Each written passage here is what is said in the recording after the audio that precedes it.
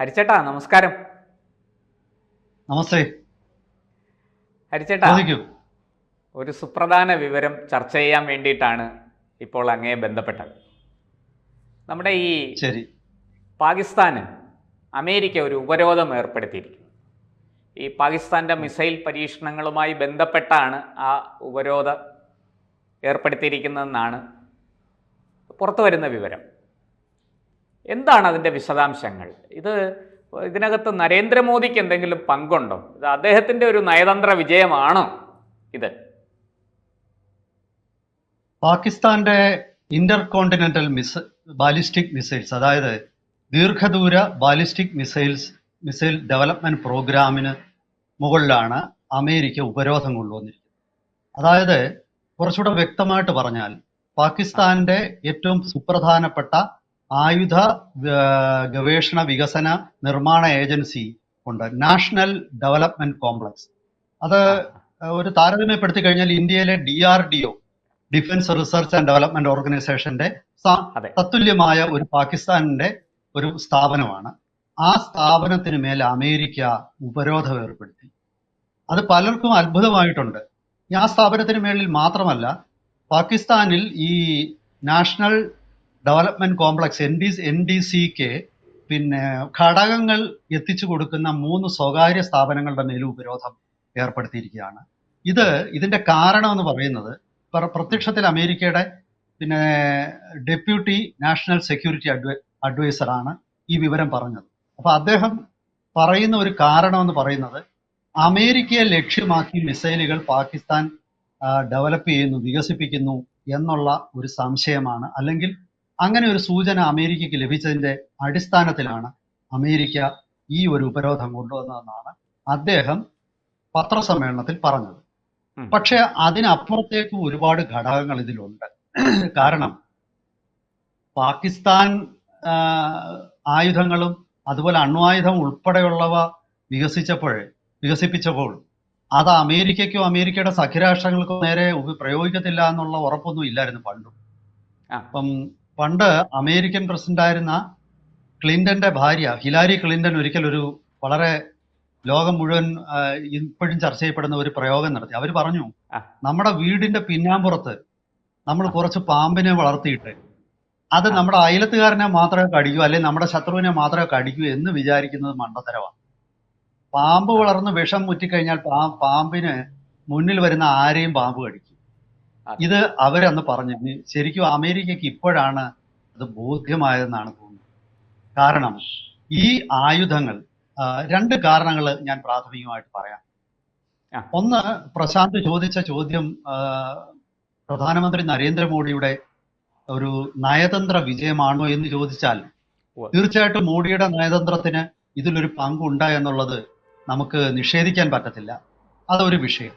രണ്ടാമത്തെ കാര്യം എന്ന് പറയുന്നത്, ഇന്ന് സിറിയ മുതൽ അഫ്ഗാനിസ്ഥാൻ വരെ നീളുന്ന തീവ്രവാദ രാഷ്ട്രങ്ങൾ രൂപം കൊണ്ടിരിക്കുകയാണ്. ഇതുവരെ നമ്മൾ കണ്ടിട്ടുള്ള അൽ-ഖ്വയ്ദ, ISIS അല്ലെങ്കിൽ അതുപോലുള്ള തീവ്രവാദ സംഘടനകളാണ് ഇപ്പോൾ തീവ്രവാദ രാഷ്ട്രങ്ങൾ. അതായത് അഫ്ഗാനിസ്ഥാനിൽ താലിബന്റെ നേതൃത്വത്തിൽ ഒരു രാഷ്ട്രം വന്നു.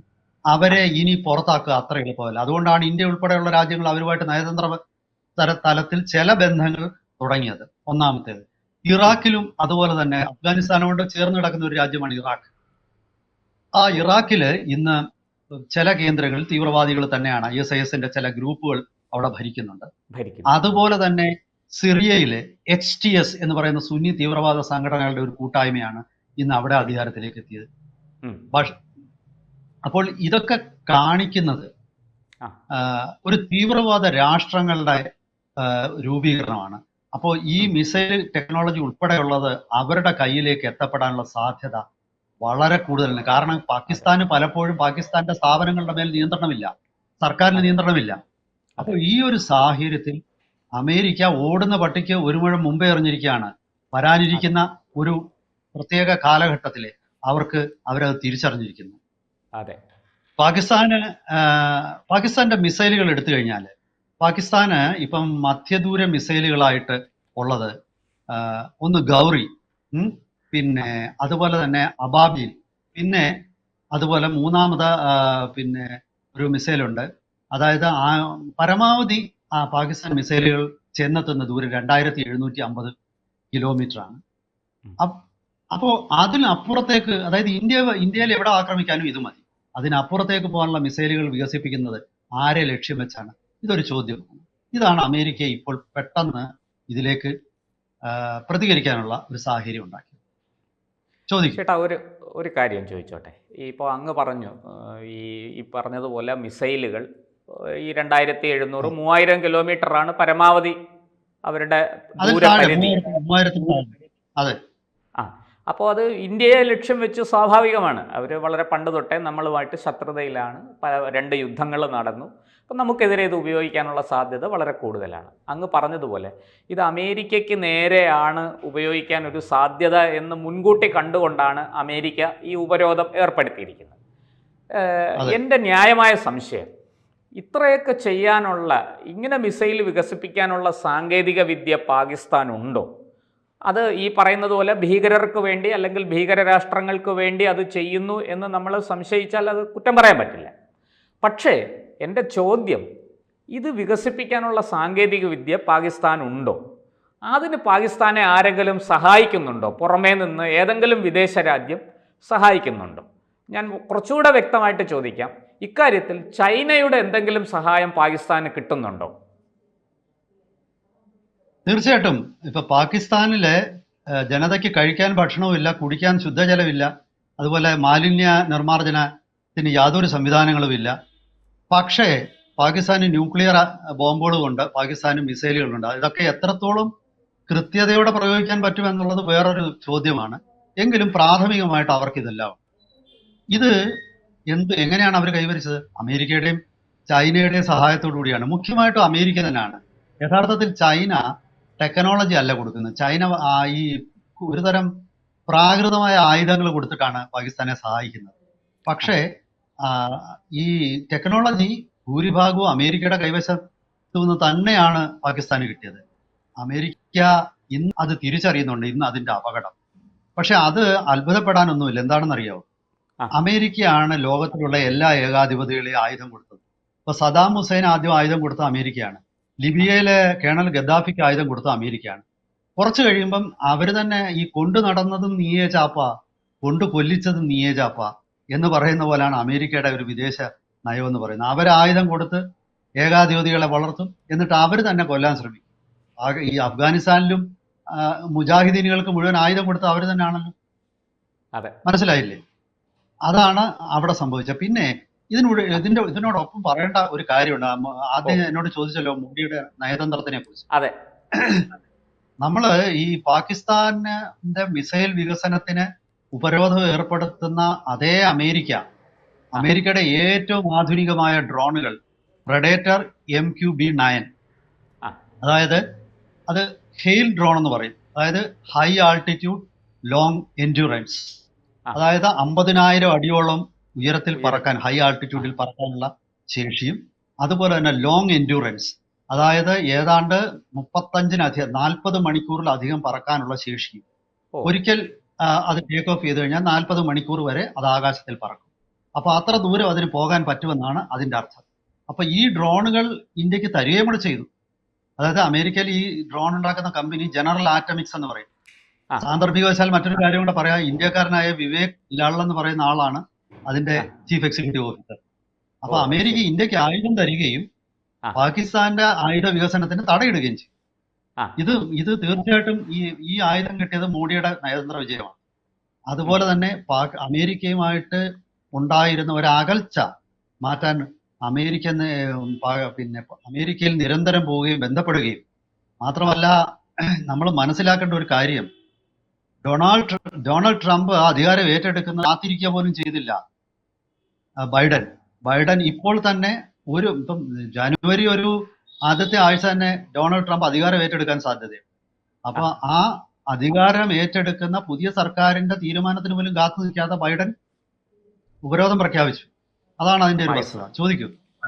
അതെ, ഞാൻ ചോദിക്കാൻ വന്നതാണ്. നമുക്ക് അവസാനിപ്പിക്കാനുള്ള സമയമായി. എന്നാലും അങ്ങേക്ക് ഇതൊന്ന് പറഞ്ഞു നിർത്താം. ഈ പാകിസ്ഥാൻ ഉപരോധം ഏർപ്പെടുത്തുകയും ഇന്ത്യക്ക് ഡ്രോണുകൾ നൽകുകയും ചെയ്യുന്നു.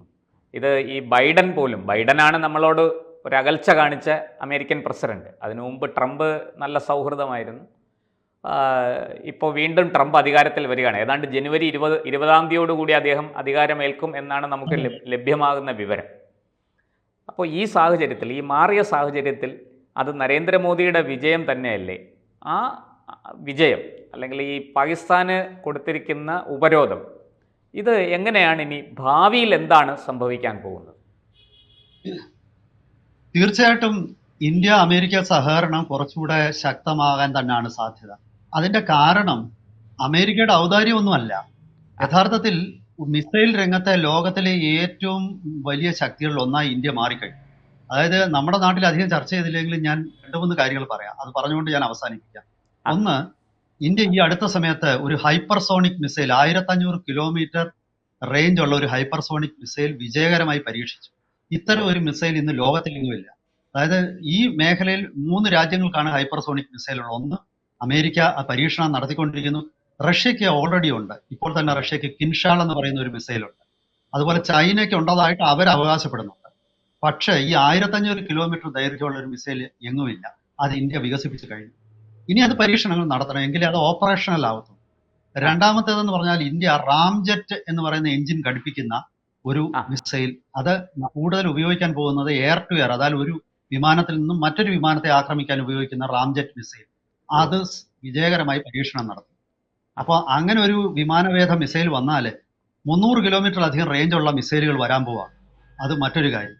പിന്നെ ബാലിസ്റ്റിക് മിസൈലുകളോട് ചേർത്ത് ഘടിപ്പിക്കുന്ന MIRV, multiple independently targetable re entry vehicle എന്ന് പറയുന്ന MIRV, അതായത് ഒരു മിസൈലിൽ നിന്ന് ഒരു 10 മിസൈൽ പുതുതായിട്ട് ഒരു മിസൈൽ നമ്മൾ അങ്ങോട്ട് വിട്ടാൽ അത് അവിടെ ചെന്ന് നേരെ വീഴുവല്ല, അവിടെ വീഴുന്നതിന് മുമ്പ് അത് 10 പുതിയ മിസൈലുകൾ പോയിട്ട് 10, 12 അല്ലെങ്കിൽ 8 ഒക്കെ ആയിട്ട് പുതിയ മിസൈലുകളായിട്ട് പോയി വേറെ ലക്ഷ്യങ്ങളിൽ പോയി പതിക്കും. അപ്പോൾ ആ ടെക്നോളജി ഇന്ത്യ വളരെ വിജയകരമായി വികസിപ്പിച്ചു. ഇതൊക്കെ ആ ടെക്നോളജി പാകിസ്ഥാൻ അല്ല, ചൈനയ്ക്കും റഷ്യയ്ക്കും US-നും ഫ്രാൻസിനും മാത്രമേ ഉള്ളൂ.